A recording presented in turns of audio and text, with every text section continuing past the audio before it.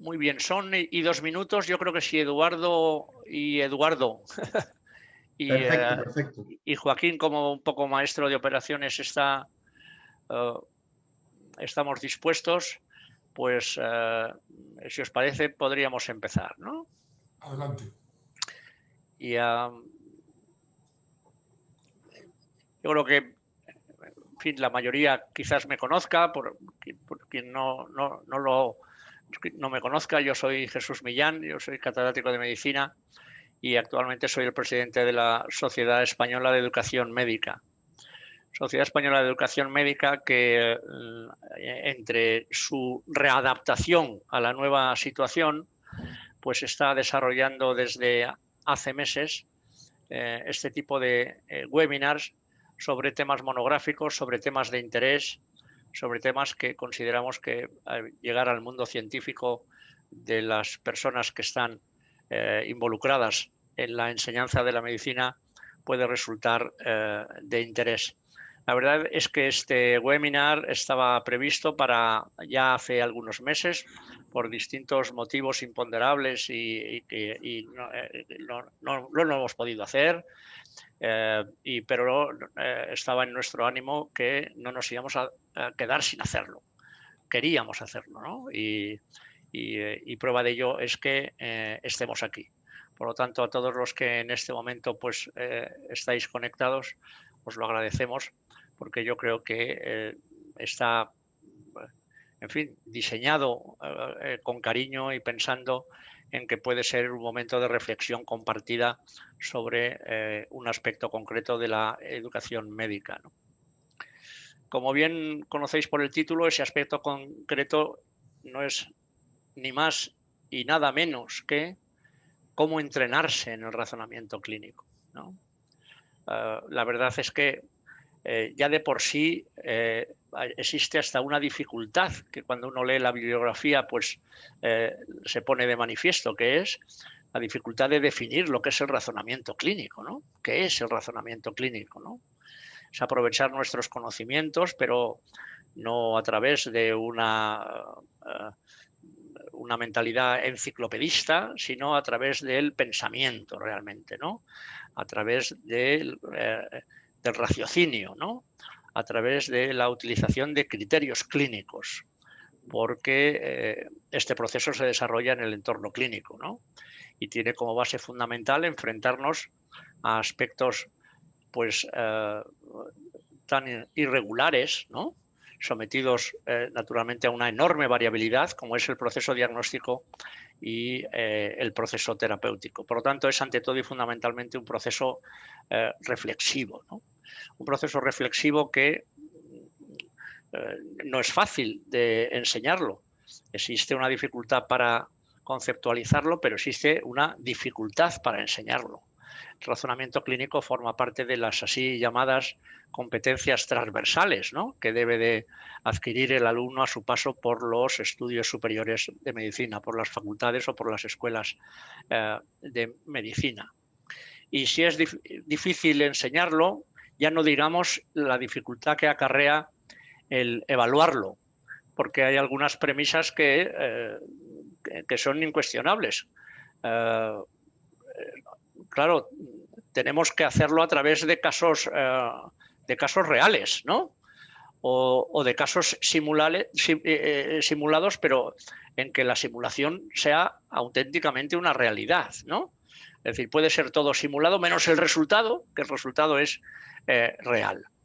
Y luego que esa evaluación conduzca a través de un feedback, de una retroalimentación, pues a que el proceso de aprendizaje del alumno sea satisfactorio y que le permita alcanzar competencias cada vez superiores, ¿no?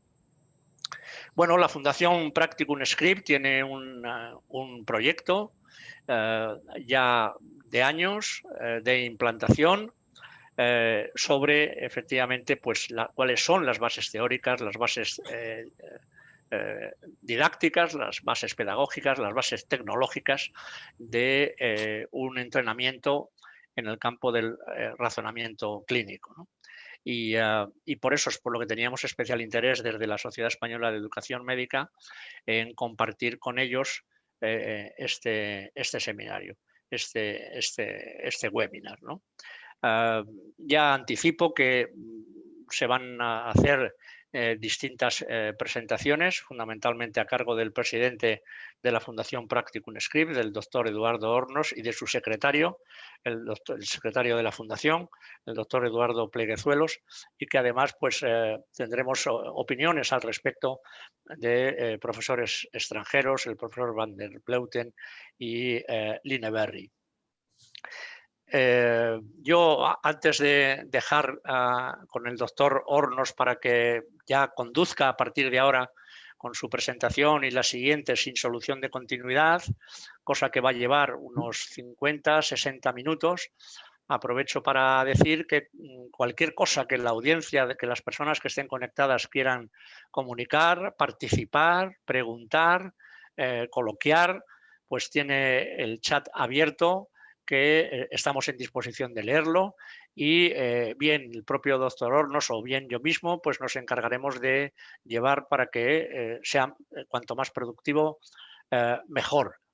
Y finalmente, y como consecuencia de que nosotros nos gustaría dejar pues, un recuerdo tanto para la Fundación Practicum Script como para la Sociedad Española de Educación Médica de los participantes, al menos de los participantes que en este momento estén conectados, pues yo les rogaría que ahora mismo, luego ya podemos apagar el vídeo, deberemos apagar los micrófonos para evitar interferencias, pero que ahora mismo todo el mundo pues, que esté conectado abra el vídeo para poder hacer una fotografía de conjunto de las personas que en este momento estamos conectados. Así es que les agradecería que, por decirlo de alguna manera y en un lenguaje muy coloquial, aparecieran en pantalla todos los que en este momento están conectados. Si son tan amables y desde desde la sede central de SEDEM, pues hacemos la foto. Sonrían, sonrían. Muy bien, muchas gracias. Muchas gracias, Joaquín.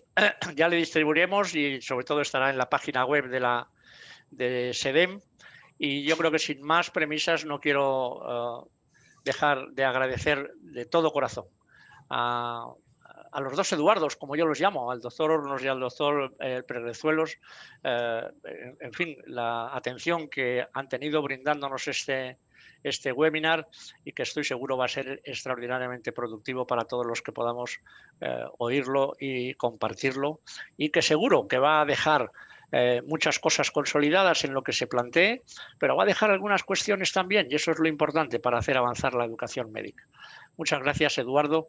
Yo creo que el doctor Hornos es la primera persona que se va a dirigir a ustedes. Así es. Muchas gracias, doctor Millán, y nosotros estamos muy honrados de tener esta oportunidad de reunirnos con colegas hispanoamericanos y charlar un poco sobre este proyecto.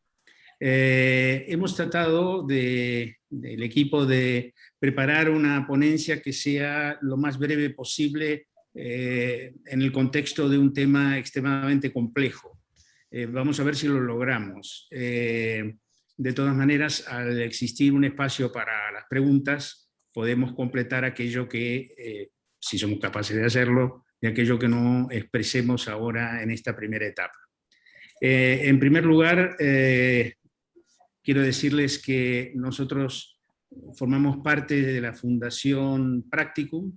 La Fundación Practicum es una institución sin fines de lucro, es una fundación española creada hace 12 años, que actúa bajo el protectorado del Ministerio de Educación, cuenta con el auspicio de la Organización Mundial de la Salud y de la Oficina Panamericana de la Salud, y está concentrada su existencia a la investigación, y particularmente desde hace 12 años, centrados en la investigación del razonamiento clínico, las tomas de decisiones, el juicio crítico y todos los elementos coadyuvantes para desentrañar en lo que todavía tiene grandes zonas oscuras, pero que también tiene ya teorías y conceptos y posiciones bastante consolidadas a lo largo de las experiencias, sobre todo en la segunda parte del siglo XX.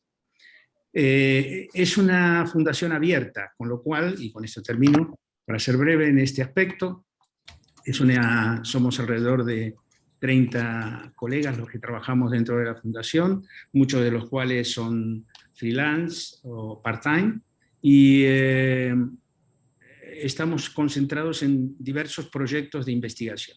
Si tuvieran interés, al final de la charla van a quedar nuestros datos de contacto, y aquellos que quisieran trabajar en las áreas de neurofisiología o el área de razonamiento, juicio crítico, en fin, diferentes temas en los que estamos trabajando, con muchísimo gusto serán acogidos.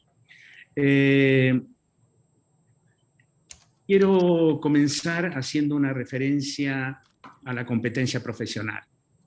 La competencia profesional tiene estas habilidades que ya son vastamente conocidas. Es muy importante señalar, y para nosotros es el punto de partida, que el razonamiento clínico abarca un contexto de... Necesito circularizarlo.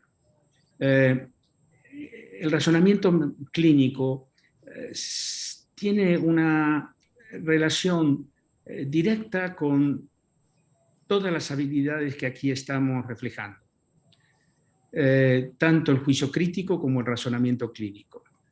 Y esto sucede porque son transversales a todas el resto de competencias. Esto quiere decir de que el razonamiento clínico cumple aquí un papel análogo a lo que han sido por la presión evolutiva, la evolución en cuanto a los lóbulos frontales y especialmente a la corteza prefrontal. Así como la corteza prefrontal es el capitán, o debería serlo en muchos aspectos, que gobierna todas nuestras actividades funcionales y conscientes, y también inconscientes, tiene una relación específica con todas las demás competencias. En consecuencia, le damos y le atribuimos un factor crítico y especial en el contexto de los proyectos educativos. Nos parece que el razonamiento clínico, así como las habilidades de pensamiento, deben introducirse en los currículums desde el primer año de la carrera y mantenerlos toda la vida como recursos de aprendizaje y de crecimiento clínico y de maduración clínica. En este sentido, es importante señalar que en los sistemas de educación y de evaluación, la evaluación es un componente en el que se mide. No existe evaluación sin medida. Y la medición es significativa. Con un termómetro no podemos medir distancias. Tiene que ver con las herramientas, los recursos y la estructura con la cual se evalúa. Quiero señalar, sencillamente he puesto aquí una alusión al profesor Ronald Harden, creador de AMI y creador del ECOE, hace muchísimo tiempo, y con el que tenemos el gusto de tener intercambios, y lo señalo porque Harden ha sido categórico en uno de sus últimos escritos y ha dicho: el multiple choice está muerto. Y es importante también señalar que todas las expectativas de retorcer el modelo de multiple choice y convertirlo en un instrumento de entrenamiento del razonamiento clínico peca de grandes debilidades desde el punto de vista pedagógico y debería ser definitivamente puesto en el lugar que merece, que es el ámbito de facilitar conocimiento memorístico, y también conocimiento respecto a algunos aspectos clínicos. Pero no es el medio ni el instrumento para favorecer el desarrollo del razonamiento clínico. Algo importante a señalar es que estamos en presencia de un fenómeno muy singular que todos ustedes conocen, que es el error médico. El error médico está considerado entre la tercera o cuarta causa de mortalidad en los Estados Unidos, y tenemos también datos parciales de muchos otros sitios. Hay una verdadera preocupación por parte de la sociedad y por parte de los educadores respecto a este fenómeno. Nosotros sabemos, porque hay muchos estudios ya que se están aproximando a ciertas posiciones consolidadas, que el error médico tiene en la mayoría de los casos dos razones: o falta de conocimiento o mucho de fallo cognitivo. En consecuencia, la propuesta es unir el mundo del razonamiento clínico con el mundo del error médico. Y, por supuesto, la implicancia en la educación del razonamiento clínico y en el aprendizaje. Yo quisiera ahora hacer una alusión sobre lo que son las bases teóricas del constructo Practicum Script. Como ustedes saben, nosotros hemos desarrollado un simulador de entrenamiento y de evaluación del razonamiento clínico, y este constructo es un constructo que está basado en las neurociencias, particularmente en la teoría de doble proceso, en las teorías de la neuropsicología, particularmente la de los scripts encapsulados, y también en lo de las ciencias de la complejidad, en cuanto a propender al desarrollo de procesos transdisciplinares. O sea, el fenómeno enciclopédico de haber descuartizado el conocimiento hoy está plenamente en el siglo XXI superado, y la transdisciplinariedad es el futuro en cuanto a unir ciencias de diverso origen y de diferente rigor metodológico para unificar y comprender mejor la realidad del fenómeno humano en el caso de la medicina. Cuando hablamos de las bases teóricas, nosotros creemos consolidada hasta el momento la teoría del proceso de doble vía. Este proceso de doble vía comienza con lo que puede, digamos, definirse como el sistema 1, que es un sistema de alerta que tiene que ver con los contextos de incertidumbre, los contextos ambiguos o de peligro. En estas circunstancias se activan núcleos de la base del cerebro que son muy arcaicos, muy atávicos, y que reaccionan a altísima velocidad en la búsqueda y reconocimiento de patrones. La búsqueda y reconocimiento de patrones es lo que le permite distinguir los niveles de riesgo. Es verdad que sobre estos fenómenos biológicos tan antiguos, que pertenecen a una filogenética muy antigua, sobre ellos nuestra especie ha ido sumando capas, y capas donde aparece el mundo simbólico, donde aparecen las construcciones significativas, diferentes fenómenos del conocimiento y del pensamiento abstracto. En consecuencia, esto no es solo una reacción puramente, diríamos, circunscrita a un núcleo de la base del cerebro, sino que también a un fenómeno que tiene que ver con la experiencia y el conocimiento del mundo. Estas reacciones son reacciones que son las causantes del ataque, la huida, el hacerse el muerto, el comer o no, el copular o no, y tiene que ver con esos elementos básicos, pero también es el recurso que utilizó la presión evolutiva para que sean significativos a la hora de tener que lidiar con lo novedoso, con lo que aparece como nuevo, como lo que aparece como desconocido o relativamente desconocido. En este sentido, esto sucede en el 30-35% de la vida clínica en la que se presenta la incertidumbre, se presenta la duda y aparecen estas reacciones. En consecuencia, la experiencia clínica es determinante para el engrandecimiento de este recurso que es el del sistema 1. El sistema 1 es inconsciente, es involuntario, es tremendamente veloz, se calcula que su reacción puede ser de 100 a 150 milisegundos. Si pensamos que un segundo tiene 1000 milisegundos, 100 milisegundos de demora, 150 es una velocidad extraordinaria. Consume muy poca energía y es un recurso que compartimos con los animales. Es el mismo núcleo, no viene el caso hablar ahora, pero es el mismo núcleo del que nace la creatividad y tiene una enorme importancia respecto al ahorro de esfuerzo computacional del cerebro. No está disponible para la introspección, y no está disponible para la introspección porque no es consciente y es extraordinariamente veloz. ¿Qué estás haciendo? Puta, espérame. Pasando la aspiradora, me imagino. Creo, perdón, Eduardo, creo que hay micrófonos encendidos por ahí, si son tan amables de apagarlo. Gracias. Bien.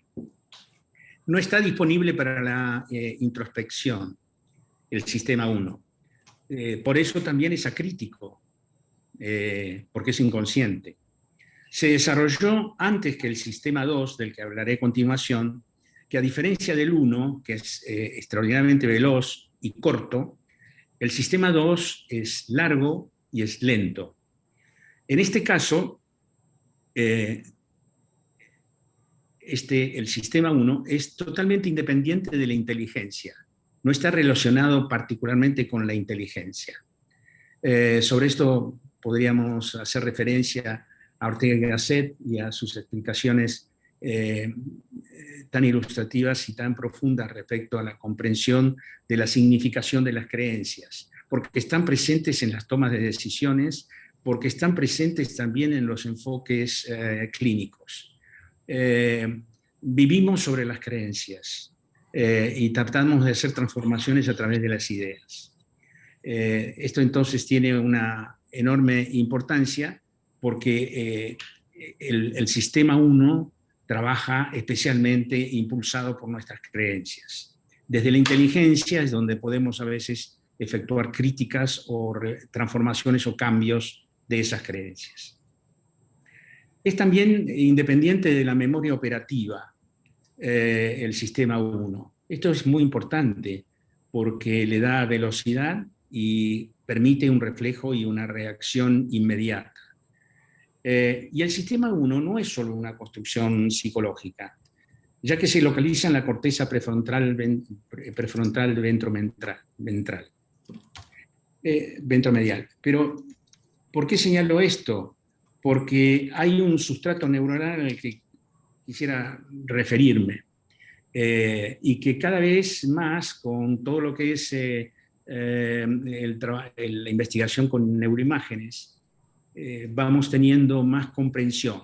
Antes teníamos comprensión a partir de la patología, y cuando había patología en un área del cerebro y esa área del cerebro dejaba de funcionar, por la contraria, se comprendía para qué funcionaba. Forma parte de una etapa frenológica de la historia de la neurología y más tarde de lo que fue la consideración modular del cerebro, que no funciona así. No son, si bien hay núcleos y hay regiones y el cerebro funciona con una expansión de gradientes y no modularmente. Por eso, bueno, no quiero extenderme.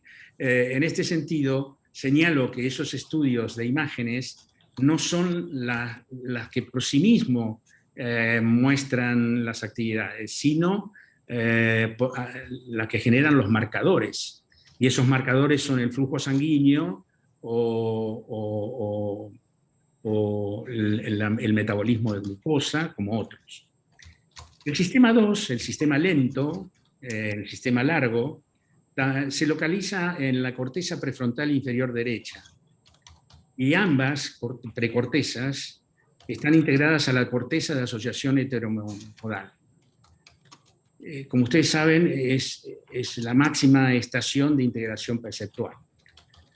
La corteza prefrontal recibe las proyecciones subcorticales del núcleo talámico dorsomedial y también proyecciones químicas, como la del sistema dopamínico mesocortical. Es muy importante señalar esto porque en la historia de la especie, y por milenios, también perteneciente a otras especies,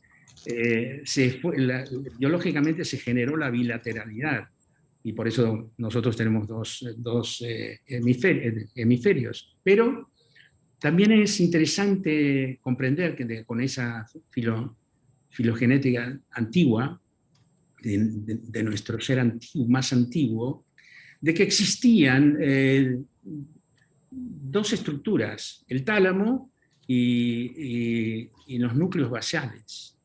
El tálamo era el responsable de, estoy refiriéndome a una etapa precortical, acortical. Y en esa etapa el tálamo era el responsable de la captación de los estímulos externos y los núcleos basales era la responsable, y en alguna medida lo son, de la respuesta motora. Pero no había mediadores, no había mediadores. Este es el fenómeno instintivo, automático y demás que heredamos. Con la aparición y el advenimiento del desarrollo de los lóbulos prefrontales y nos convertimos en sapiens sapiens, estos núcleos están relacionados con la precorteza, la corteza prefrontal, perdón.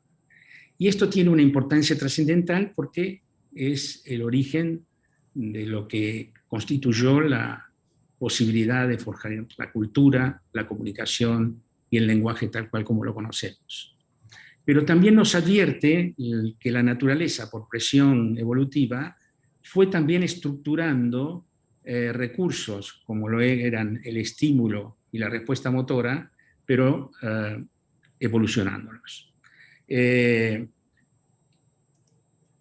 Un aspecto sobresaliente, y acercándome al final de lo que es la descripción del sistema 1, es que existe lo que se llama el conocimiento implícito, una tarea apasionante para trabajar, para investigar y demás, y que voy a hacer una breve descripción que seguramente será insuficiente, pero preferimos ser breves en esta primera etapa. No está vinculado a una experiencia específica, pero esto tiene una significación trascendental, porque está asociado al rol propio del cerebro, que va adquiriendo conocimiento a través de procesos automáticos de absorción, como puede hacer un bebé de meses hasta que lo llega a los 5 o 6 años. Todos sabemos que hay una hiperexistencia de neurogénesis y de conectividad hasta esas edades, y es el conocimiento del mundo.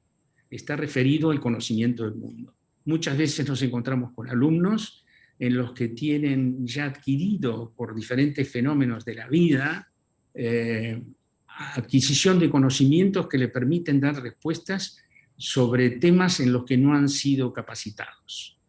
Este fenómeno es latente en la vida clínica. La vida clínica implica no solo aquello que forma parte de nuestra atención y concentración, sino también de todos los fenómenos perceptivos que constituyen el conocimiento implícito. Algunos de los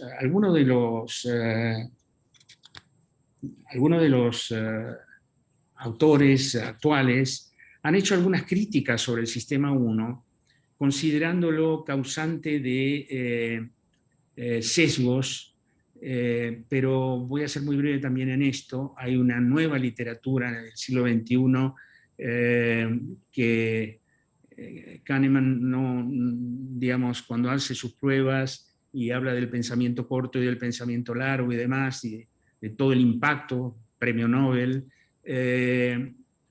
hizo todos sus estudios con poblaciones, que eran poblaciones de alumnos y de personas que no tenían los procesos experienciales de lo que sería el sistema 1. Y en consecuencia percibía ciertos sesgos que hoy están contradecidos por un bagaje de nuevas evidencias que le dan al sistema 1 un valor sobresaliente y en algunos aspectos a veces lo consideran más asertivo que sería el sistema 2 analítico. Es la hora que señale de que cuando hablamos de sistema 1 y sistema 2 no hablamos de dos sistemas, es un solo sistema con un doble proceso, un proceso heurístico y un proceso analítico. El sistema 2 se activa por disidencias con el sistema 1, cuando se produce un ruido. Es lento, es consciente, es lógico, es contextual. Tiene una capacidad computacional limitada, y esto lo señalo porque la concentración, la atención, tiene un timing, y ese timing puede estar alrededor de los 20-25 minutos, no quiere decir que no pueda continuar, necesita descansos. Por este esfuerzo computacional que hace el cerebro, con un enorme consumo del metabolismo de glucosa. Tengamos en cuenta que el cerebro consume casi el 40% de la glucosa. Y se produce un fenómeno que se llama agotamiento del ego. Y el agotamiento del ego generalmente conduce a sesgos y a errores médicos. Tiene el sistema 2 una gran carga sobre la memoria de trabajo y ralentiza el proceso. Recurre a la inteligencia, a diferencia del sistema 1.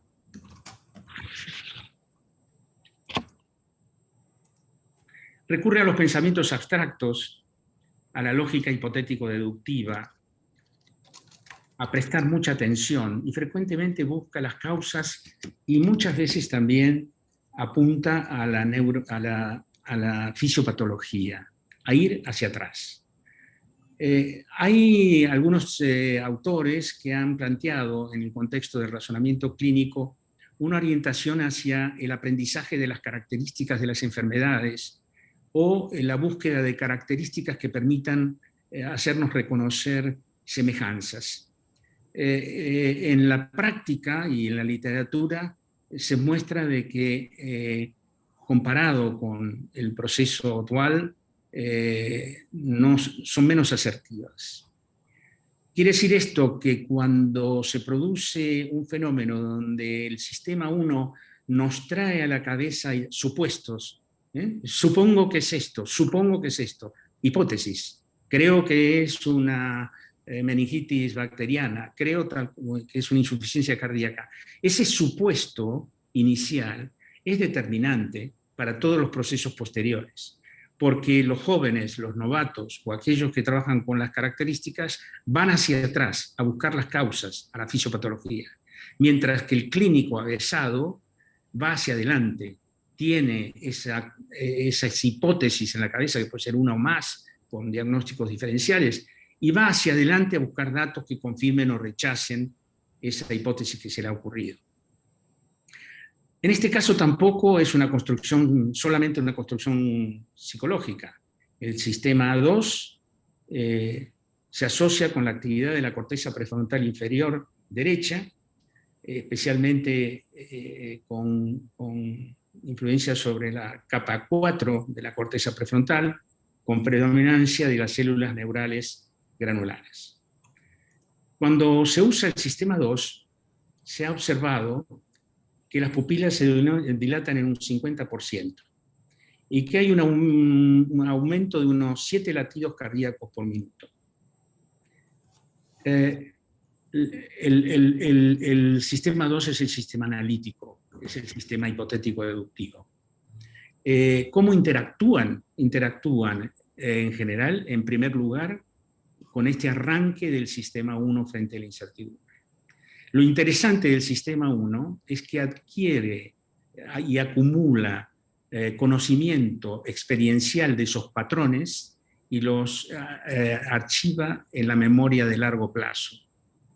En consecuencia, la práctica clínica constante, habitual y temprana asegura un aumento de la maduración de los alumnos y asegura también un acrecentamiento de esa capacidad de generación de hipótesis asertivas. Yo voy a dedicar ahora 30 segundos, no sé cómo viene el tiempo, voy a dedicar unos segundos. Estaba previsto para aproximadamente, pues eso, unas 50-60 minutos entre los dos. Desconozco el doctor Pleguezuelos cuánto tiene de intervención, ¿no? Sí, ahora mismo ya son y 37. Sí. Voy a terminar enseguida.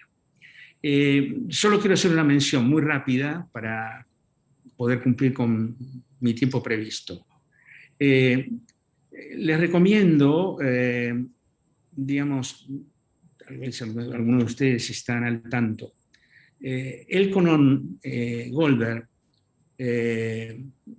con el que tenemos intercambios, es el que propuso que el hemisferio derecho es el responsable de la atención de todo lo novedoso y que aquello que es novedoso cuando pasa a ser rutinario es trasladado al hemisferio izquierdo. Él habla de un paso del eje de gravedad cognitivo del hemisferio derecho al izquierdo. Esto tiene una importancia y una correlación con lo que hablé anteriormente, de la que podríamos explayarnos en otro momento. La memoria de los libros y la memoria de la práctica. La memoria de los libros es una memoria orientada a las características, a la fisiopatología, va hacia atrás. ¿Qué quiere decir? Busca las causas.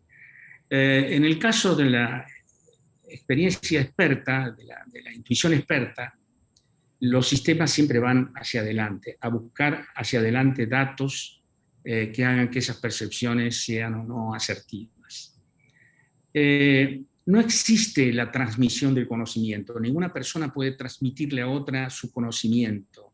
El conocimiento es un fenómeno constructivo, lo construye el que recibe la información. El conocimiento está en las personas. Lo que podemos trasladar es información. Señalo esto porque lo que sí construye el conocimiento y lo que sí construye habilidades de pensamiento es la práctica clínica. Y la memoria de los libros en general es una memoria en la que a largo plazo contamos con un 5 o un 10% de todo ese esfuerzo gigantesco de las clases magistrales, de las clases de los PowerPoint y demás. Específicamente desde las neurociencias hay que observar el cerebro para ver cómo hace el cerebro para aprender. Permítanme pasar a los beneficios de la simulación. Nosotros estamos desarrollando simulación. Es una simulación online.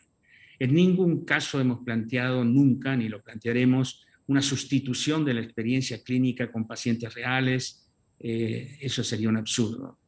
Eso es lo ideal. Pero todos sabemos que dentro de ese concepto de idealidad hay algunas dificultades. Y la simulación puede ser un extraordinario coadyuvante para la mejora de la maduración clínica de los alumnos. Primero, es inocuo fracasar. Quiere decir que el alumno, cuando simula, primero, no afecta la seguridad del paciente y segundo, le da cierta audacia para probar sus propias intuiciones, para probar sus propias suposiciones. En muchos casos, frente a la simulación, muchos alumnos sienten que es la primera vez que están solos con un paciente. Y esto es muy interesante como práctica. No está con sus compañeros, no está con sus tutores, no está rodeado de personas, ni tampoco tiene un maestro que está indicando y enseñando. Esto es una experiencia vivencial muy interesante que a la vez permite la activación de los sistemas de los que hemos estado hablando. Permite también generar contextos de incertidumbre, no se presentan en todos los casos. En consecuencia, para un buen entrenamiento de razonamiento clínico, el contexto de incertidumbre, la elección de casos reales orientados a situaciones de incertidumbre donde hay cosas no explicadas, activa estos núcleos. Hay una variabilidad planificada. ¿Qué quiere decir? En la vida clínica real no hay un orden en cuanto a las patologías que presentan los pacientes que están ingresados. En consecuencia, a veces hay variabilidad, a veces no la hay, a veces va de la mano de un cierto programa educativo y a veces no. Igual es insustituible, e igual la defendemos como prioritaria. Pero la simulación permite una variabilidad planificada. Somos partidarios de utilizar, hacer, digamos, patente los beneficios de la simulación a través de lo que llamamos el continuum. La simulación puede hacerse en cualquier sitio, en cualquier lugar. Es una tecnología que permite que que funcione las 24 horas, que pueda acompañar el ritmo circadiano del aprendiz y puede repetirse una vez y otra vez y puede generar procesos que son muy significativos y que están estudiados, que tienen niveles de desarrollo superior. Y por el otro lado, a veces la simulación permite algo interesante en el terreno educativo, que es reducir la solemnidad y crear entornos lúdicos. Nuestro simulador es un simulador de casos reales, se presentan a través de accesos con password, tiene 3 grandes momentos, uno que es la presentación del caso, la generación de hipótesis dentro de lo que es el razonamiento clínico. Esta presentación de hipótesis se hacen espontáneamente y en texto libre, no son propuestas que hacemos para que el alumno elija entre ellas. Creemos que cuando se hace exámenes con casos, sean reales o no, y se le plantea al alumno que haga esas elecciones, no está funcionando el sistema 1, sino el sistema 2. Y en general es menos asertivo. Señalo esto porque en nuestro sistema el alumno espontáneamente escribe en español, en inglés o en el idioma que corresponda, escribe las hipótesis que considera plausibles para ese paciente. Y eso es razonamiento heurístico. Y disponemos de un componente de dispositivo de inteligencia artificial que permite darle una respuesta cuasi inmediata al 80% de las propuestas de hipótesis. Es un poderoso recurso de retroalimentación inmediata. La toma de decisiones clínicas implica que en un momento determinado el alumno tiene ese caso y aparecen nuevos datos y preguntamos, y el sistema pregunta qué impacto tienen sobre la hipótesis que ha creado. Y por último, todo el fenómeno de la reflexión metacognitiva, que es la de reflexionar sobre el caso.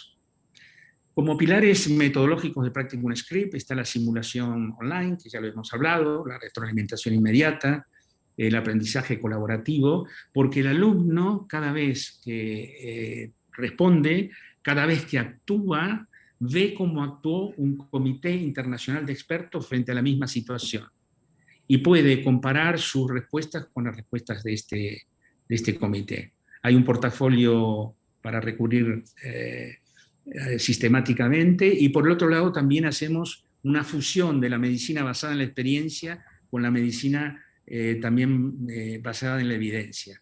Todas las posturas argumentadas por los expertos, así como sus controversias, son acompañadas de evidencias de up-to-date o de pesquisas especiales cuando hay controversias enconadas. Si ustedes me lo permiten, voy a concluir mostrando un vídeo. un video que es un video de cómo funciona el simulador. E inmediatamente después le voy a dar la palabra al doctor Pleguezuelos.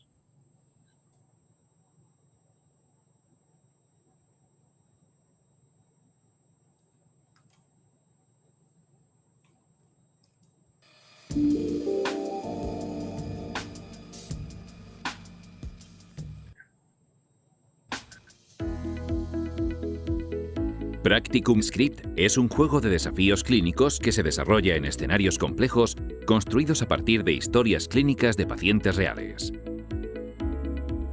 A continuación le explicaremos cómo funciona el simulador. Este será el menú operativo al que podrá acceder desde cualquier dispositivo a través de Internet. Cada semana se le presentarán 1 o 2 nuevos casos clínicos de su especialidad. Comencemos por el caso del día.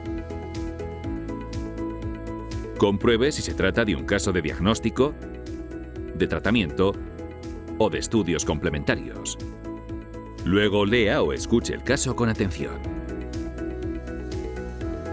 El programa le da opción de elegir cómo comenzar a resolverlo, bien formulando sus propias hipótesis o, si no se le ocurre ninguna, trabajando directamente con las hipótesis que han sido propuestas por un comité internacional de expertos.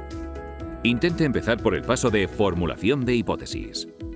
Su primer desafío consistirá en formular hasta 3 hipótesis diferentes que surjan en su mente en base a su experiencia clínica e indicar su probabilidad.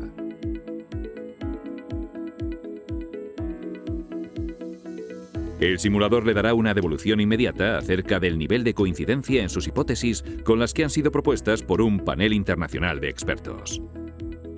Si el programa no detecta coincidencia en alguna de sus hipótesis, le permitirá defender su posición y ponerla a consideración del comité científico. A continuación, el simulador convertirá el caso narrado en un conjunto de términos clave. Trate de elegir hasta 3 términos a favor y hasta 3 en contra de cada hipótesis. Aquí concluye la etapa de pensamiento corto y comienza el segundo momento de la simulación, el de pensamiento largo o hipotético deductivo. Preste atención a las hipótesis seleccionadas por el panel de expertos con las que trabajará en esta etapa de decisiones clínicas. Asígnele una probabilidad a aquellas hipótesis que usted no consideró originalmente. El simulador le expondrá distintas situaciones clínicas del mismo caso. En cada uno de estos escenarios se le mostrará una hipótesis y repentinamente se añadirá un nuevo dato del paciente. Su desafío consistirá en razonar qué impacto tiene el nuevo dato sobre la hipótesis propuesta y decidir qué respuesta considera más apropiada. Tras confirmar su respuesta, podrá confrontar de inmediato el nivel de coincidencia que tuvo en su decisión con los miembros del comité de expertos. En la mayoría de los escenarios clínicos puede existir más de una opinión válida. Un gráfico de barras le mostrará los porcentajes de los expertos que han elegido cada opción de respuesta, junto a sus argumentos y las evidencias científicas que los respaldan.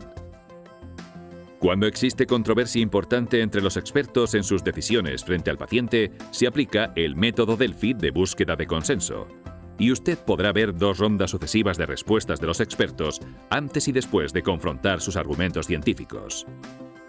La conclusión de la resolución del caso es un tercer momento importante de la simulación, el del razonamiento inductivo, centrado en la verificación y corroboración.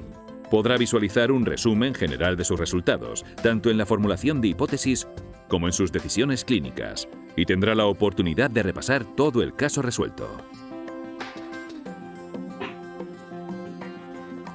Terminada la simulación, podrá elegir resolver un nuevo caso de manera inmediata, ver resultados generales y consultar los indicadores evolutivos de su desempeño a lo largo de su entrenamiento,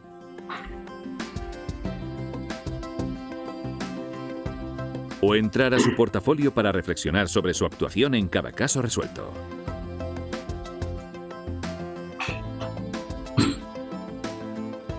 En todas las instancias del simulador podrá participar en las sesiones de debate clínico de un caso e intercambiar opiniones con colegas de distintos países.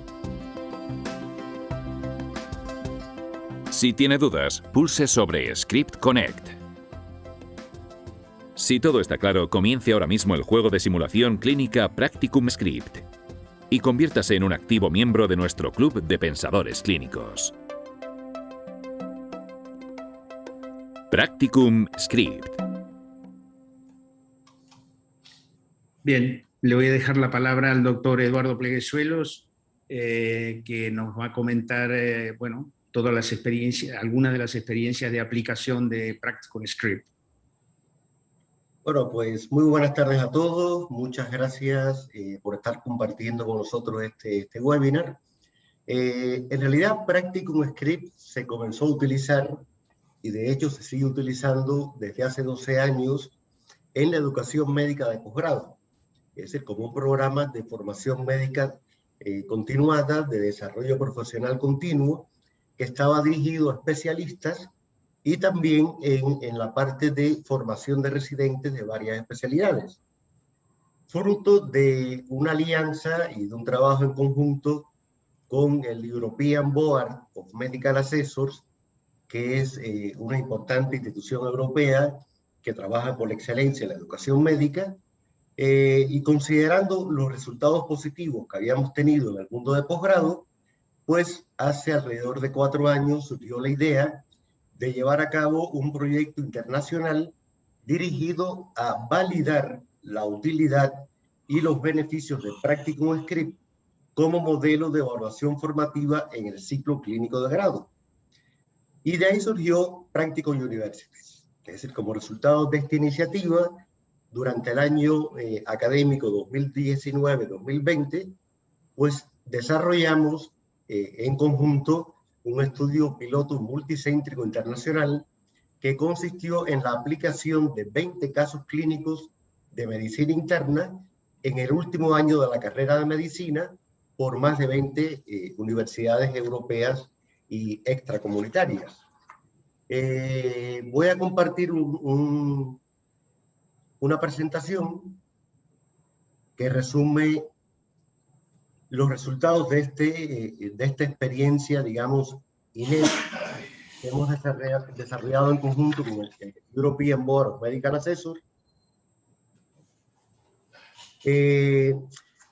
Los casos clínicos de Practicum Universities pues, fueron creados por un comité editorial del Imperial College London, siempre basándose en historias clínicas de pacientes reales, abarcaban todas las áreas temáticas de la medicina interna y siempre presentaban pacientes con patologías prevalentes, bien en el ámbito de la consulta ambulatoria, en las urgencias o el paciente hospitalizado. Y posteriormente todo este grupo de 20 casos clínicos fueron validados por un panel internacional de expertos que estaba integrado por 20 profesores internistas de 16 facultades de medicina muy relevantes de diferentes partes del mundo. Entre estas universidades, por ejemplo, vale citar a Oxford, a Harvard, la Charité de Berlín, la Sapienza de Roma, la Francisco de Vitoria de aquí de España.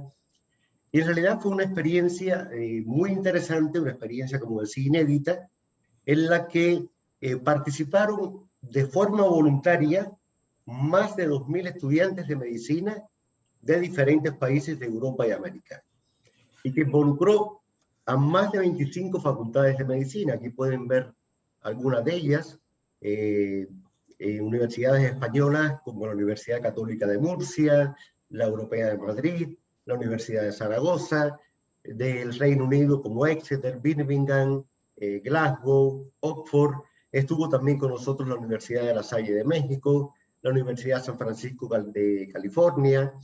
Es decir, que desarrollamos pues, una experiencia de implementación de Practicum Script en alrededor de 6 meses u 8 meses para un grupo importante de estudiantes.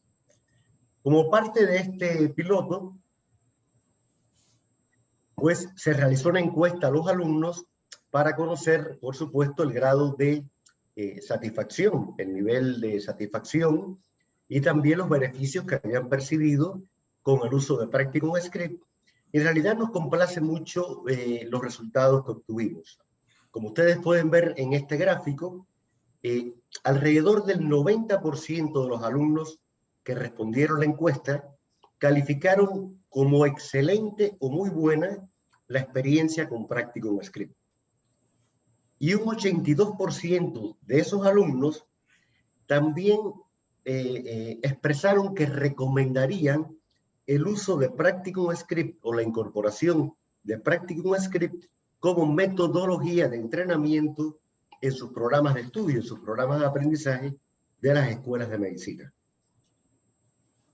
Y en cuanto a los beneficios percibidos, pues como ustedes pueden ver, hubo un alto porcentaje que señaló que les ayudaba a mejorar las habilidades de razonamiento, de toma de decisiones, que especialmente le promovía las habilidades para pensar en diagnósticos diferenciales o en alternativas de estudios o de manejos diferentes frente a un mismo paciente, que además les daba mayor confidencia, mayor autonomía para la toma de decisiones y que los ayudaba a aplicar todo el conocimiento teórico en situaciones realísticas que habían sido creadas para el entrenamiento del razonamiento clínico. Quiero decirles que actualmente estamos llevando a cabo el análisis estadístico de los resultados de este estudio piloto tan grande. Este análisis psicométrico está a cargo de un equipo internacional de psicometristas. Esperamos publicar muy próximamente los resultados y que puedan, bueno, pues conocer más detalles de todo lo que desarrollamos. Pero además les adelanto que estamos explorando el desarrollo de un modelo psicométrico de diagnóstico cognitivo que podría ayudar mucho a la identificación de fortalezas y debilidades de razonamientos en los estudiantes de medicina para poder desarrollar alguna intervención didáctica en una etapa temprana que pueda ayudarles a superar estos problemas. Quiero compartir con ustedes una intervención muy breve del profesor Kees van der Vleuten en relación con Practicum Script y su aplicación en el ciclo de grado.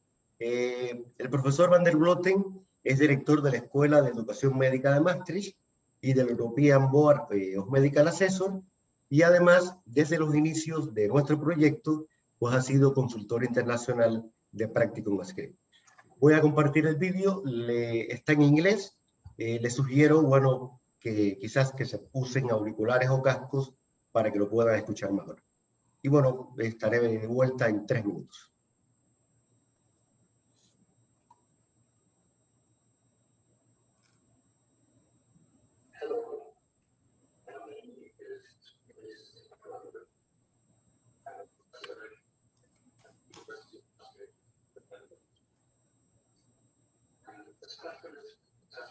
Eduardo, tiene que cambiar el vídeo.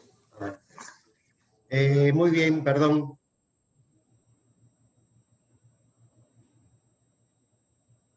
Al navegador.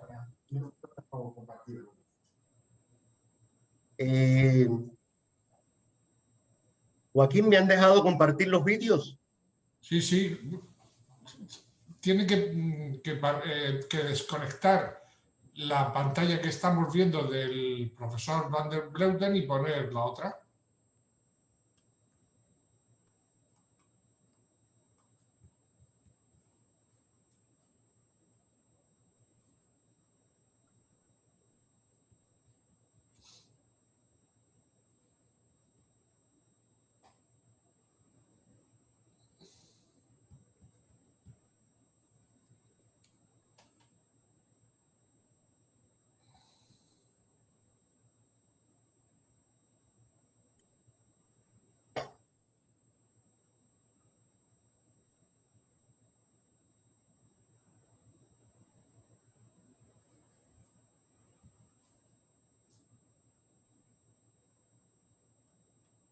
Ahora sí. Hello, my name is Kees van der Vleuten.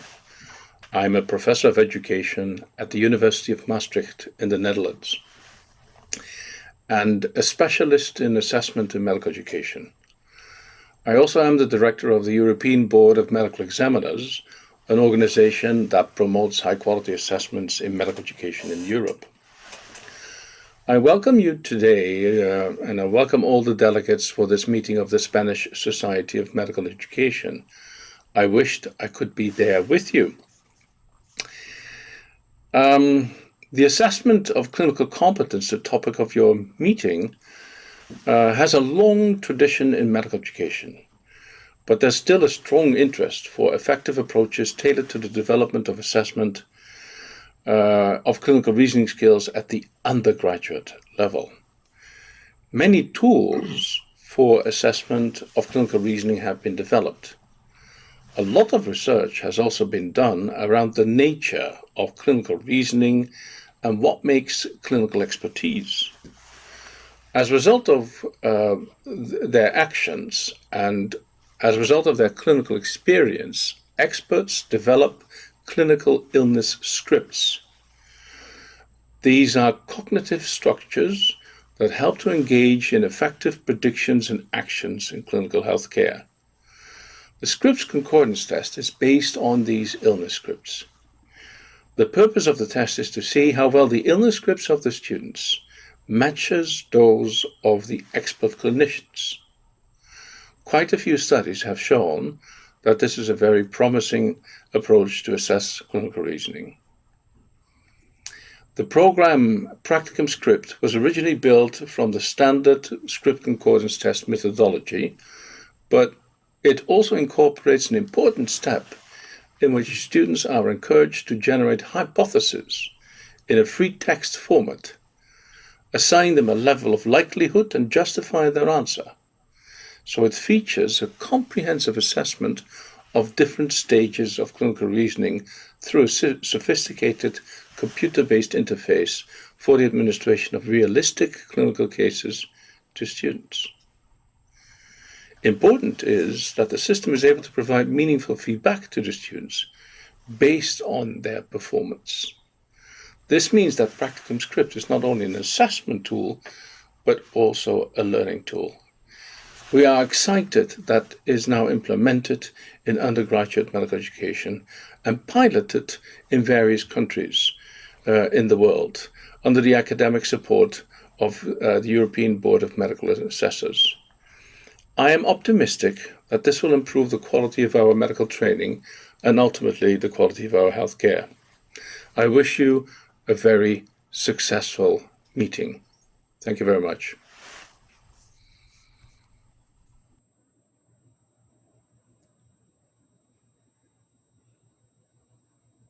Muy bien.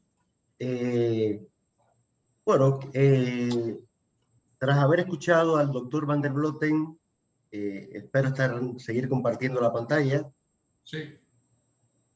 Pues yo quiero aprovechar también este webinar para compartir con ustedes o comentarles brevemente acerca de la experiencia que se ha desarrollado en los últimos 2 años, 2020-2021, con la incorporación de Practicum Script como parte del ECOE, es decir, de la estrategia de evaluación sumativa de los estudiantes del último año de medicina. Y me voy a referir específicamente a la experiencia en España, pero también se está implementando en otros países.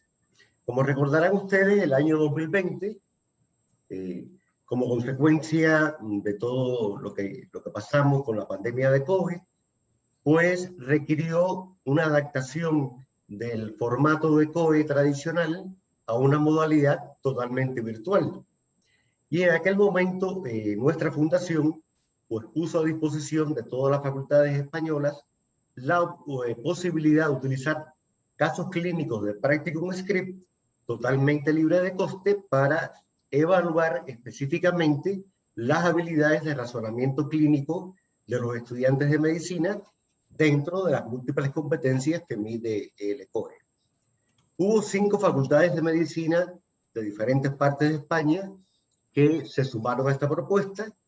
Se constituyó un comité interfacultativo que se ocupó de la selección de los casos clínicos, de toda la parte organizativa en cada una de las facultades de medicina, y la experiencia como tal se desarrolló en 2 etapas. Hubo un primer ciclo de entrenamiento y de evaluación formativa de 4 semanas de duración a través de la simulación en 10 casos clínicos de medicina interna, que tuvo como objetivo, por una parte, contribuir a reforzar el aprendizaje experiencial de los estudiantes de medicina, que en parte se había visto limitado por la propia situación que había en los hospitales, producto del COVID. Pero por otro lado también buscaba que el estudiante se familiarizara con la metodología de Practicum Script antes del examen. Este examen ECOE en el 2020 tuvo lugar en el 2 de junio. Fue un examen de 3 horas de duración. Los alumnos recibieron un código individual que les permitió registrarse en la plataforma del examen hasta 3 días antes de la fecha de la prueba. Y el examen, bueno, pues consistió en 10 casos clínicos que se asignaban consecutivamente, pero de manera aleatoria, digamos que para minimizar, creo que nunca lo vamos a evitar, que hubiera algún riesgo de copia entre los propios estudiantes de medicina. La respuesta de cada caso clínico estaba estructurada en 3 etapas que tienen que ver con las etapas del simulador. Primero, se le solicitaba al alumno que formulara hasta 3 hipótesis en texto libre. Posteriormente, se les pedía que argumentara sus hipótesis con datos claves del paciente, y en un tercer momento, pues tenían que tomar decisiones en 5 escenarios clínicos diferentes, donde tenían que evaluar el impacto de nuevas informaciones sobre las hipótesis que se le presentaban. Algunos de estos ejercicios tenían límites de tiempo. Por ejemplo, la formulación de hipótesis tenía un límite de tiempo de 5 minutos, y en general los alumnos pues tenían un tiempo promedio de 18 minutos para responder cada caso. El examen transcurrió muy bien, no hubo ningún tipo de inconveniente técnico, a pesar de que había una concurrencia de más de 650 alumnos. En general, los casos abarcaban la mayor parte de las áreas temáticas de medicina interna. Algunos de ellos se referían a diagnósticos diferenciales, otros a estudios complementarios, y había un caso referente a tratamiento. Posterior al examen, pues por supuesto se hizo un análisis psicométrico de todos los resultados, que por supuesto es un pilar fundamental de la calidad de la evaluación sumativa. Quiero comentarles, antes de explicarles muy brevemente acerca del análisis psicométrico, que en relación con las hipótesis formuladas en texto libre, Practicum Script tiene incorporado un software de inteligencia artificial que ha sido desarrollado por nuestro propio equipo técnico, que tiene una alta efectividad para detectar sinónimos o términos equivalentes. Es decir, si un alumno plantea insuficiencia cardíaca izquierda, o fallo cardíaco izquierdo, o insuficiencia ventricular izquierda, el sistema es capaz de detectarlo como un mismo término y los da como válido. Pero de todas maneras, para dar una puntuación justa, pues hicimos una segunda revisión manual de todas las hipótesis que el sistema no había detectado automáticamente como hipótesis coincidente. Tras este trabajo de revisión de las hipótesis, se hizo el análisis estadístico de los resultados de los estudiantes. Estuvo a cargo de un equipo externo de psicometría de la Universidad de Maastricht, y para el cálculo de la nota se dio una ponderación relativa a los diferentes desempeños o ejercicios cognitivos que el alumno tenía que hacer durante la resolución de los casos clínicos, es decir, formulación de hipótesis, argumentación y toma de decisiones. A partir de allí, pues se establecieron una serie de variables psicométricas, puntuación mínima y máxima, puntuación media, se calcularon los desvíos estándar y se determinaron las notas de corte de ese grupo que había hecho el examen. Por supuesto, los alumnos recibían una puntuación en una escala de 0 a 10 puntos, una puntuación que integraba pues los diferentes resultados que habían tenido en los diferentes ejercicios cognitivos.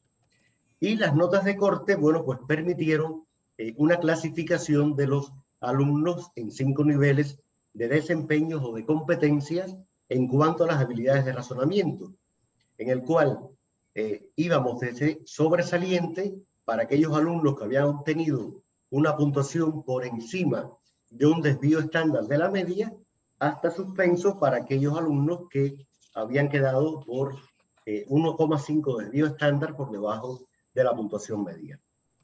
Quiero mostrarles de manera, ejemplificando, bueno, cómo quedó la distribución de los alumnos. Y no me voy a referir solamente al examen 2020, podemos ver en la parte superior el examen de 2020 con 654 alumnos. Esta fue la distribución que tuvimos en cuanto a los niveles de desempeño, pero este año, hace alrededor de 2 o 3 semanas, pues tuvimos la oportunidad también de tener una serie de algunas facultades españolas que desarrollaron un examen de evaluación de las habilidades de razonamiento utilizando Practicum Script. Participaron 570 alumnos y esta es la distribución que se obtuvo entre todos los participantes. Es una distribución que se correlaciona muy bien con los estándares internacionales esperados en evaluación médica para un examen de complejidad mediana o de alta complejidad y proporciona, digamos, que una buena evidencia del poder de discriminación que tiene Practicum Script para ser usado como modelo formativo. Este examen psicométrico pues aporta otro beneficio adicional, que es el poder ofrecerles a las universidades un informe de benchmarking en el que pueden valorar los resultados comparativos de sus alumnos con los resultados de alumnos de otras facultades de medicina. Por supuesto, siempre lo hacemos de forma anónima, no revelamos la identidad de la facultad. Actualmente quiero decirle que Practicum Script se está implementando como modalidad formativa o mixta, no solo por parte de facultades españolas, tenemos también de otros países, del Reino Unido, de Singapur, de Georgia, de Argentina, de Chile, se incorporan también facultades de México dentro de muy poco, posiblemente de Israel, de Polonia, y quiero destacar que la mayoría de estas facultades lo están utilizando como un modelo longitudinal y progresivo de entrenamiento de razonamiento clínico. Es decir, no solamente lo aplican en el último año de medicina, sino en los diferentes años del ciclo clínico para promover esta mejora de las habilidades reflexivas de los estudiantes.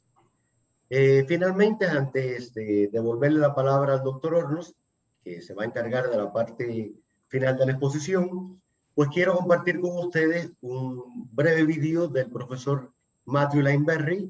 Matthew Laneberry también es consultor del proyecto Practicum Script, es el director de simulación de la Universidad de Kansas y hemos desarrollado investigaciones muy importantes, especialmente en la época en la que trabajaba también en el Departamento de Educación Médica de la Universidad de Chicago.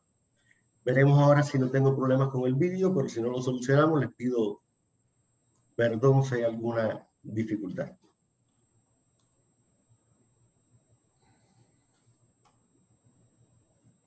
Hello, my name is Matt Lineberry, and I'm a professor at the University of Kansas Medical Center and Health System, where my research and practice is very focused in healthcare simulation and simulation-based assessment.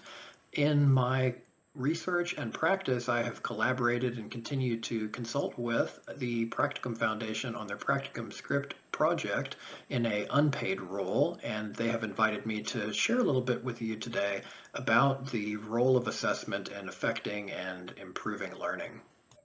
This is a topic I'm very passionate about and have recently written a new chapter in the second edition of this text, Assessment in Health Professions Education, recognizing that in assessment we so often talk about assessment's qualities for measuring learning, and recognizing that we also need to appreciate and design our assessments to maximize how they improve learning. I believe assessment affecting learning is a perspective that's becoming more popular, and I do note it's not new. Noted assessment scholar Kees van der Vleuten had said several decades ago, educational impact is the heart of educational achievement testing, that we should be paying primary attention to how our tests affect learning when we judge whether those assessments are positive or not. The practicum script has its origins in a methodology called script concordance testing, and as an assessment of learning, I and several other scholars have been very critical of that methodology in its classical form. The positive thing to consider in relation to the practicum script is, in fact, the practicum team have been engaged with us in that critical research in the past. And the practicum script addresses those concerns and maybe most importantly is designed to support learning rather than to be a standard approach to measuring learning as is practiced in script concordance testing in its classical form. In considering how assessments can positively affect learning, in the book chapter that I referenced earlier, identified 4 different mechanisms. First, that assessments can facilitate better course development and better alignment in educational activities. They can help learners and educators prepare better before assessment events. The assessment experience itself can be a very powerful learning event. And finally, learning can be optimized after the assessment. In the course development and alignment mechanism, I hear many educators who have moved to more problem-based, case-based, collaborative learning approaches complain that their assessments don't align very well with those. They're teaching learners to think critically, but the assessment doesn't actually challenge them to do so. In this way, it's my hope that assessments like the practicum script are better aligned with the educational methods that we are using to best support our learners currently. One way in which assessments like practicum script can be very powerful is encouraging a totally different kind of studying. So rather than encouraging learners to memorize facts, which tend to be assessed in classical assessment methods, something like practicum script encourages learners, in fact, to learn about controversies, to understand how to justify why they believe a certain answer is correct.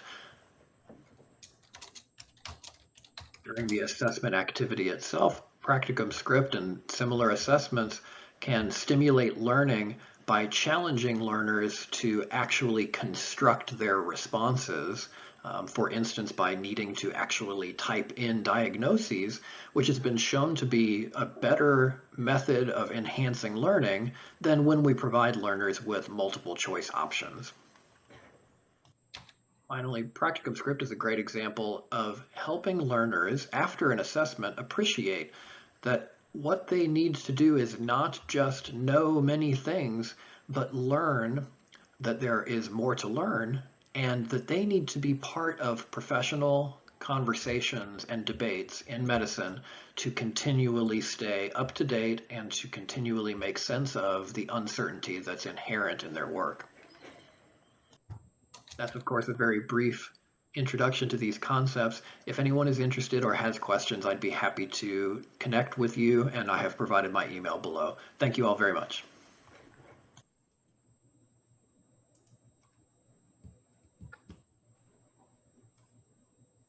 Bueno, pues muchas gracias por su atención y los dejo con el doctor Hornos para la parte final del webinar.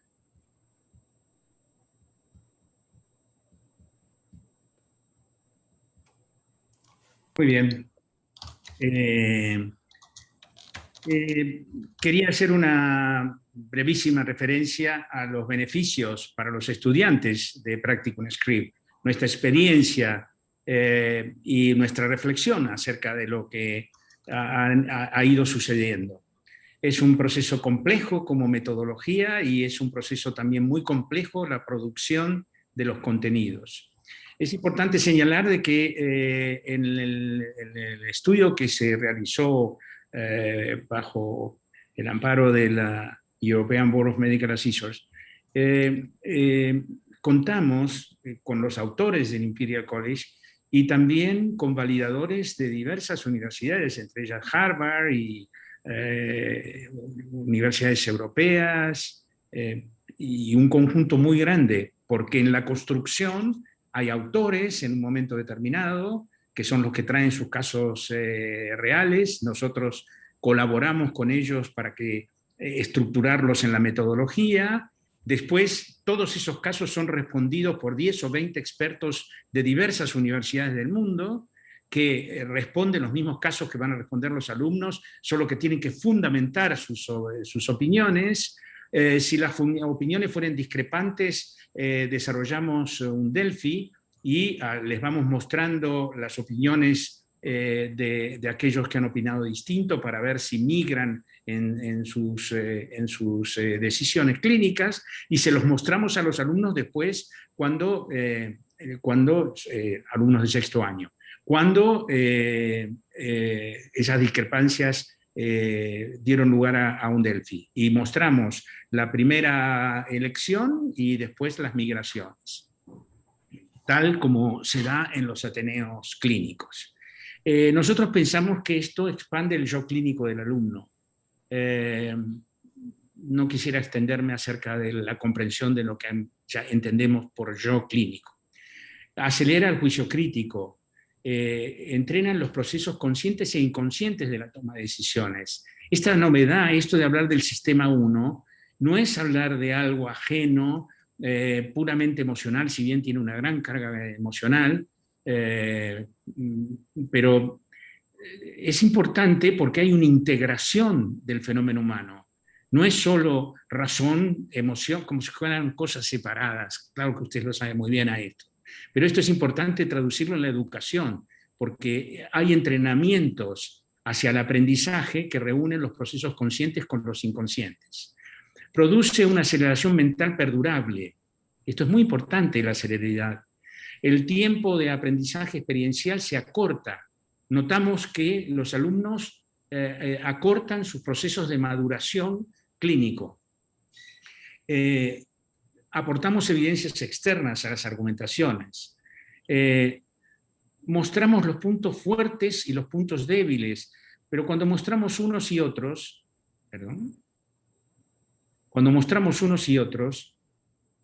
lo fundamentamos, hacemos retroalimentaciones positivas. Esto es muy útil para el alumno. Genera satisfacción por efecto de la eficacia. Integra al participante a una red colaborativa internacional, porque puede haber intercambios entre unos y otros. Y por otro lado, provee un diploma acreditativo. En el caso de Europa, provee 20 créditos ETS. En cuanto a los beneficios para los docentes, hay un ahorro de tiempo inmenso, porque se produce una permutación. No es que el médico haga más cosas con nuestro programa. Nuestro programa no implica hacer más cosas. Nuestro programa es una reingeniería, digamos, que pasa por la permutación. En cambio de tener que producir los casos, en caso de tener que validarlos, en caso de tener que aportar las evidencias, todo lo que significa los PowerPoints, hacer exámenes, corregirlos, todo ese esfuerzo y todo ese tiempo lo permuta por un ejercicio que realiza a través de Practicum Script, donde aporta especialmente su maestría clínica. Puede aplicarse en el aula, como una respuesta individual de los casos más el debate posterior. Hay un blended learning, una respuesta previa individual de los casos más un debate. Ofrece al docente una evaluación diagnóstica objetiva y estandarizada, y a la vez se transforma en una estrategia formativa, pero también con el remate de una evaluación sumativa.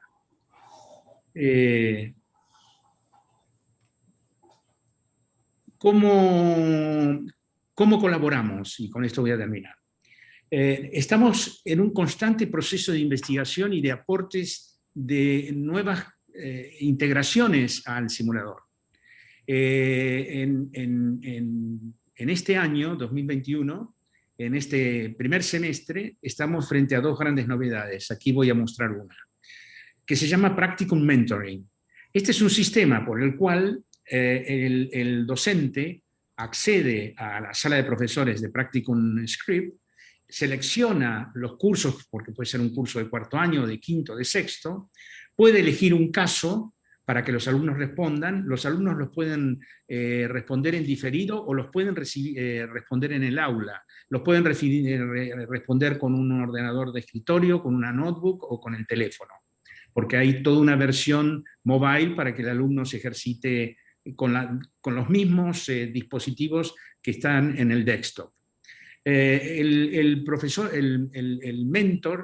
mentor puede reunir a los alumnos presencialmente, que eso es de una gran riqueza, y las experiencias que hemos realizado han sido exitosísimas, porque el docente dispone de una información casi instantánea, si se hizo en el aula, acerca de los resultados grupales.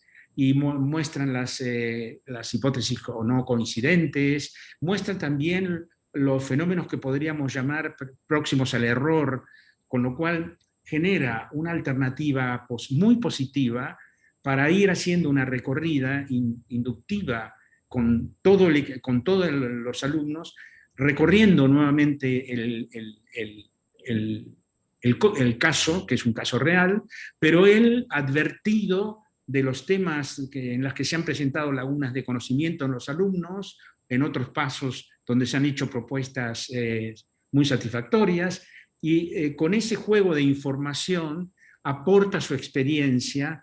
Nosotros planteamos la permutación, como dije inicialmente, que es la de dejar ciertas cosas para tomar otras más enriquecedoras. La segunda es la mayéutica. Proponemos un ejercicio que no está basado en dar clases o enseñanza, sino que está basado en el aprendizaje inducido a través de un constante proceso de interrogación. Interrogación tanto en el plano de la plausibilidad de lo que se está produciendo, también como en los errores. Y por último, lo que podría ser la deconstrucción del error. El sistema permite que se pueda comprender muchos de los errores, pero al deconstruirlos, poder generar un proceso de aprendizaje y de descubrimiento muy nutritivo para los alumnos. Este es mi final, y es nuestro final, porque hemos hecho una intersección, como ustedes habrán visto, de aspectos que tienen que ver con las neurociencias, bastante con la neuropsicología, y algunos aspectos de la complejidad, que están presentes constantemente en la vida clínica. A nosotros nos parece que cada paciente es un ser humano y es una entidad única. Y esto es un fenómeno que lo tenemos presente para las futuras incorporaciones en nuestro propio simulador.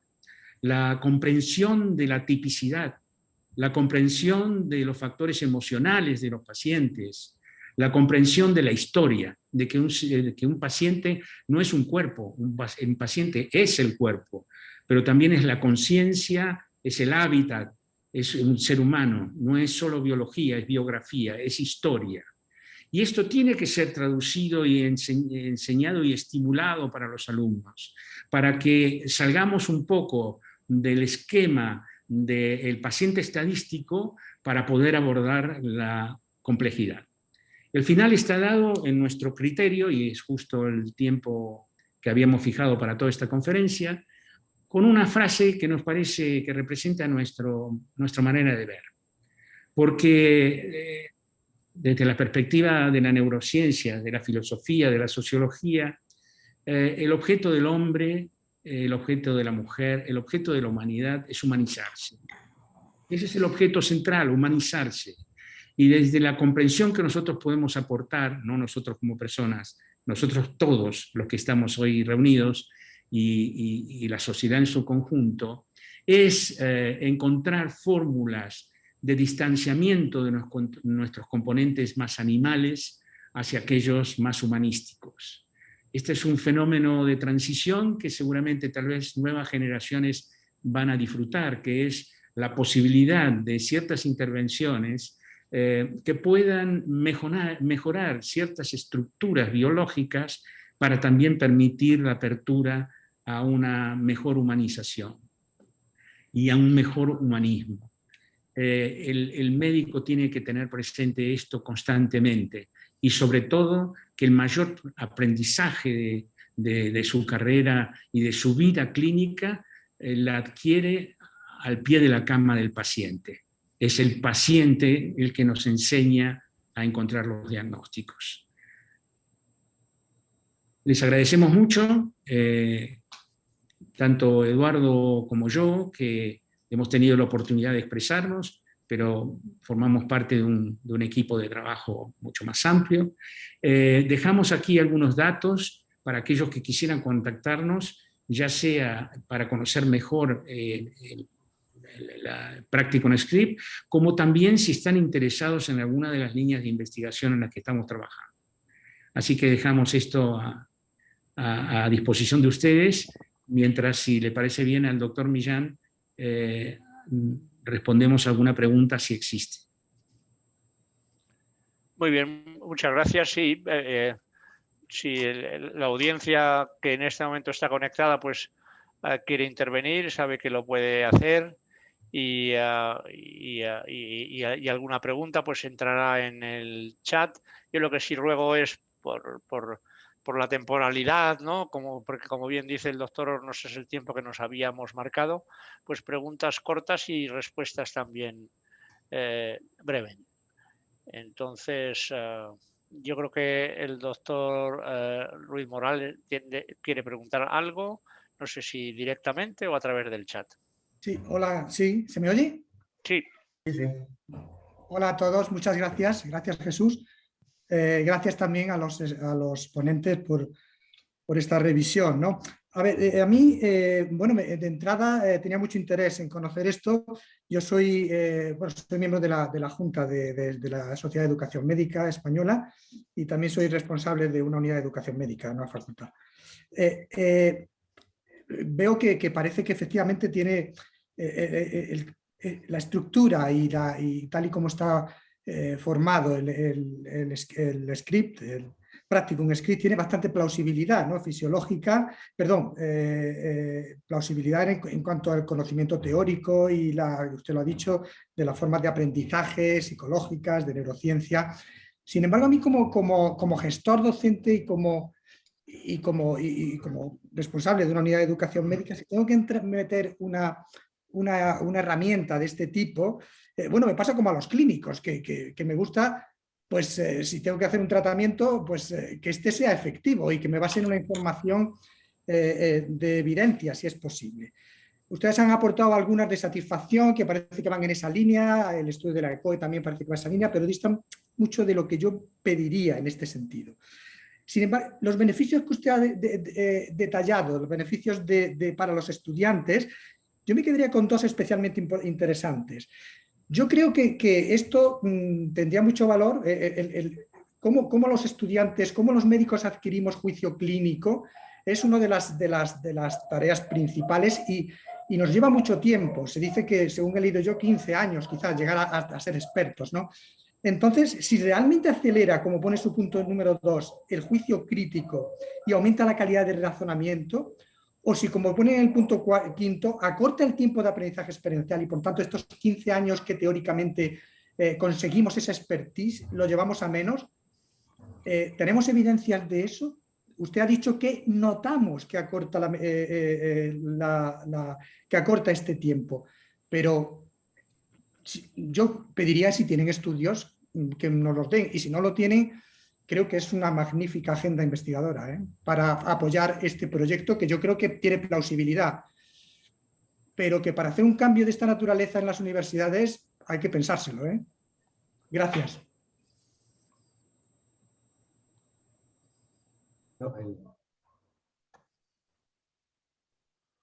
específicamente referida a Practicum Script, respecto a que el continuum del ejercicio clínico, cuando se produce de una manera sistemática y planificada, acorta el proceso de maduración clínica. El proceso de maduración clínica se da en esa relación en la que se presenta el caso y se ponen en juego los factores que describí respecto a los sistemas 1 y 2. Y eso produce un acortamiento y un proceso de maduración. Por el otro lado, desde nuestra perspectiva, nosotros en lo que hace a grado, en este momento llevamos 2 años consecutivos, y lo que estamos observando es que esta es una observación, es una conclusión observacional, empírica, que sin duda, usted tiene razón, va a dar lugar a que nosotros desarrollemos un protocolo para ir siguiéndolo en el tiempo, que es lo que estamos preparando en este momento. Muchas gracias. El doctor Aranda pregunta... Roger, ¿te he interrumpido? Perdón. No, era agradecer la respuesta, nada más. Gracias. El doctor Aranda pregunta que le gustaría saber cómo se puede asegurar que en el examen no existe copia. Y yo me gustaría complementarlo con una pregunta que o seguramente no me he enterado bien o me ha parecido oír que los casos en los exámenes salen aleatoriamente de tal manera que no todos se examinan del mismo caso, lo cual introduce una variabilidad, ¿no? Eduardo, contestalo, por favor. Sí.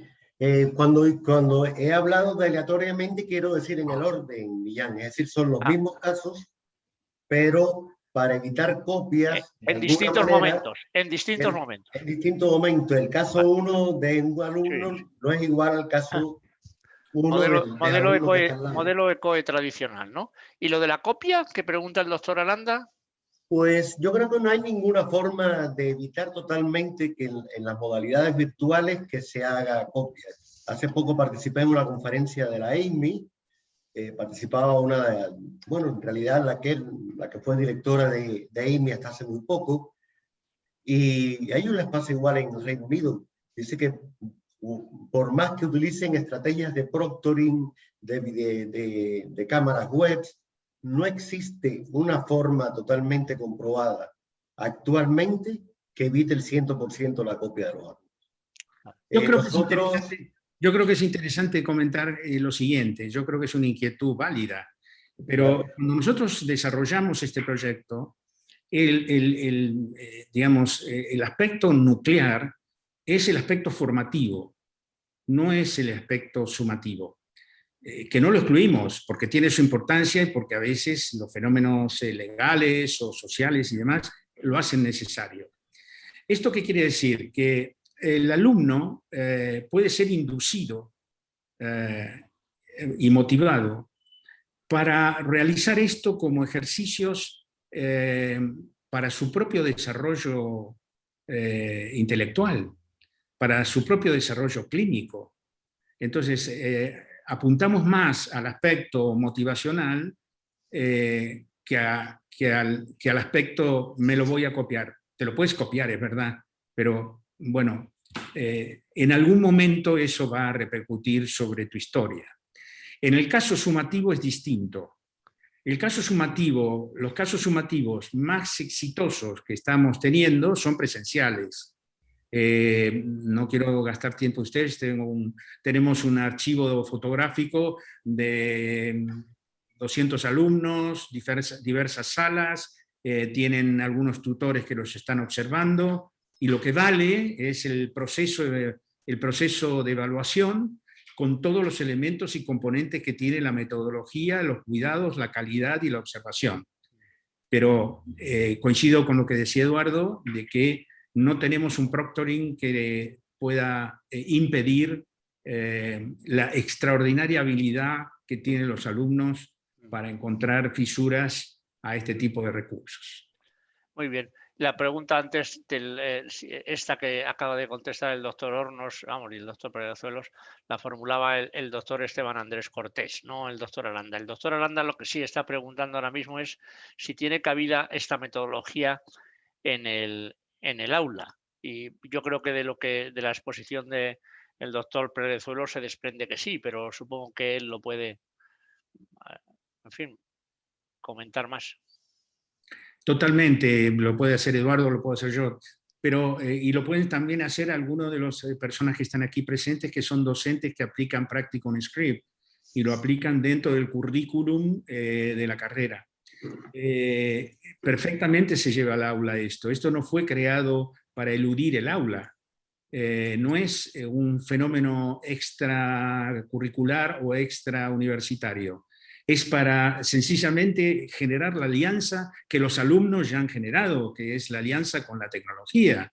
Los alumnos están asociados a, como nosotros, muchos de nosotros, tal vez no con esa intensidad, pero a todos los recursos tecnológicos y a todas las las mediaciones que existen en ese sentido. La idea para nosotros es que no aportamos una tecnología. La tecnología para nosotros es un pilar de soporte. Nosotros lo que aportamos es una metodología. Este es el aporte. Y a la vez generamos una serie de recursos que le evitan al docente la construcción de estas didácticas que son muy costosas y que llevan mucho tiempo cuando se quieren hacer bien. Pero esto es para llevarlo al aula. Sí, sí, entendido. No es un instrumento que aporta, pues eso, metodología y tal, y un escenario concreto, pero no es genuino de un espacio concreto, ¿no? Así es. Son las 18:45. No tengo yo aquí más, no tengo yo aquí más preguntas. Con lo Disculpa, Jesús, creo que Claudia tiene la mano levantada. No sé si quería realizar alguna pregunta. Claudia Barrera. Claudia puede preguntar directamente por el chat. Claudia. Es así, ¿verdad, Claudia? Vale. Sí. Muy bien. ¿Me escuchan? Gracias, Laura, que lo ves tú más directamente. Yo se me pasaba. Perdóname, Claudia. Perdóname. Sí, gracias. Bueno, yo quiero comentar que ante los nuevos retos en la era de COVID, me parece que este tipo de metodología es extraordinaria para trabajar y compensar en mucho las dificultades que hemos tenido en el aprendizaje en el área de la medicina. Y también nos permite abrir una posibilidad a las nuevas tecnologías, a la teleconsulta, a la telemedicina, que van a ser el futuro de la medicina y que debemos de estar abiertos a estos cambios tecnológicos que se producen y que ahora mismo nos unen alrededor del mundo. Entonces, considero que esta es una herramienta poderosa que nos va a permitir trabajar estos elementos clínicos que por alguna razón y por la parte de la pandemia no han podido ser desarrollados.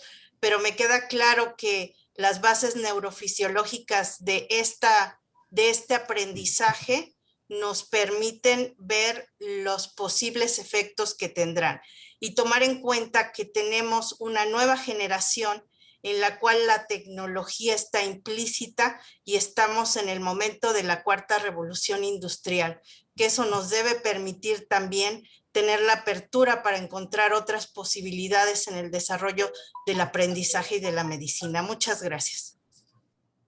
Gracias a ti, Claudia. Gracias a ti por los comentarios tan acertados que no sé si merecen, en fin, algún comentario adicional. Yo personalmente considero que estoy totalmente de acuerdo ha sido una situación sobrevenida, ¿no? Inédita, pero que de la noche a la mañana nos ha obligado a reflexionar sobre que es posible encontrarse en el espacio educativo pues, con otros instrumentos, con otra metodología. Y buena muestra de ello es esto, ¿no? Sí, sí. Hay manos levantadas. Sí, hay veo que Diego Valenzuela también y María, bueno.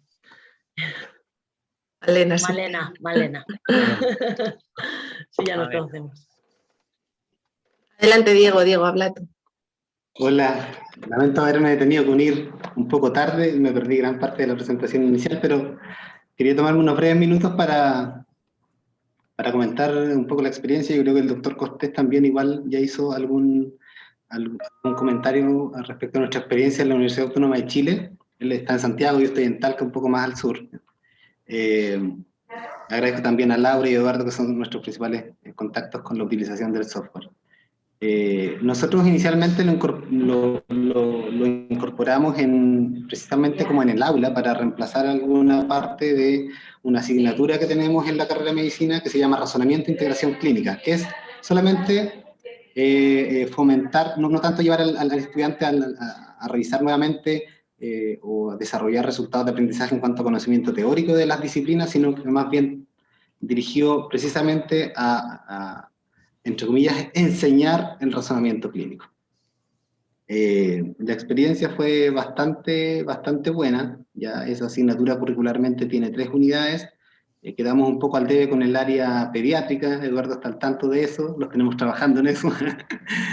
Pero en general ha sido, esa fue la introducción a nuestro currículum, y posteriormente, con todo lo que significó las adecuaciones curriculares en el entorno de COVID, se extrapoló para el uso en discusión de casos clínicos y para también solventar parte de la actividad práctica que estuvo totalmente suspendida por algunos meses y que después se reinició parcialmente para solamente internos de medicina, que son los estudiantes de sexto y de séptimo año.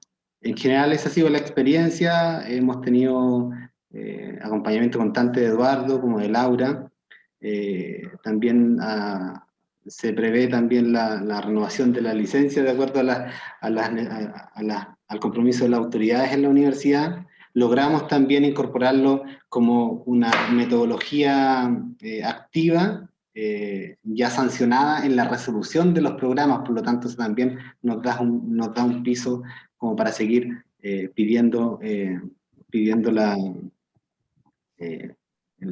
la institución lo mantenga vinculado para la implementación de los currículum.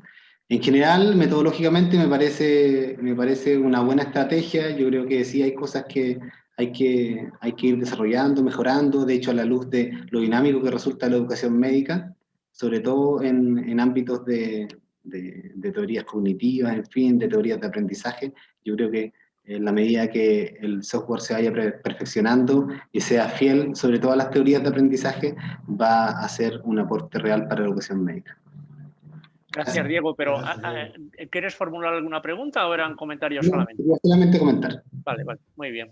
Yo creo que Marcela quería comentar algo. Malena. Sí, yo quería comentar, sí, buenas tardes. Muchas gracias por la sesión. Bueno, yo simplemente soy la vicedecana de Medicina de la Universidad Europea y quería compartir con vosotros nuestra experiencia, ¿no?, con Practicum Script. Hemos tenido la suerte de poder utilizarlo estos 2 últimos años. El año pasado, en el 2020, a principios de año, pues ellos se pusieron en contacto con nosotros para ofrecernos la posibilidad de la validación de casos, ¿no?, que estaban en proceso. Y bueno, luego sobrevino la pandemia y afortunadamente ya estábamos enrolados en esa relación, ¿no? Ya estábamos estableciendo esa relación. Y nos facilitó muchísimo la adquisición de competencias en el terreno de razonamiento clínico y de razonamiento crítico, ¿no?, de los alumnos que pudieron trabajar. Nosotros lo utilizamos en los 2 últimos años, el año pasado, en sexto y en quinto, debido a la situación, ¿no? Y en sexto año lo utilizamos también, como decíamos antes, en la prueba ECOEN, que nos sirvió para tener esa herramienta objetiva, que además con el apoyo de la Universidad Internacional de Maastricht, ¿no?, pues teníamos también ese apoyo metodológico y en la evaluación.